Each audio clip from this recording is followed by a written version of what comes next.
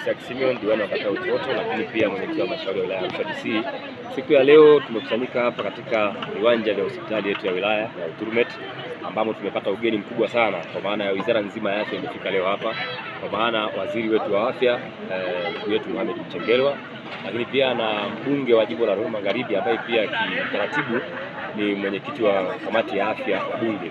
Amefika wote hapa.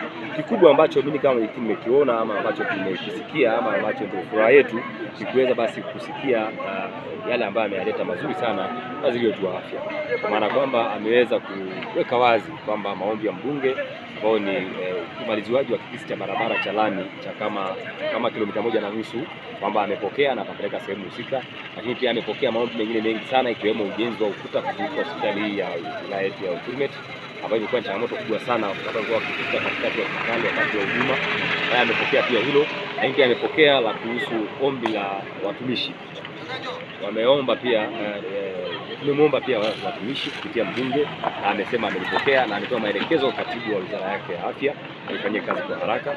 Lakini pia fursa ambayo naiona kubwa ni hospitali kwenda kupata mkono mzito kutoka wizara hiyo, maana kumpata waziri sio jambo dogo, kumpata waziri ni faida kubwa sana. Kwa hivyo mimi ninachokiona hapa, amepokea changamoto zote ambazo amepokea na ameahidi kwamba aenda kufanyia kazi kwa asilimia kubwa sana, na ni imani yangu kwamba waziri ni mchapakazi. Ni imani yangu kubwa sana kwamba tunaenda kuona matunda ya ujio wake kwa asilimia kubwa sana.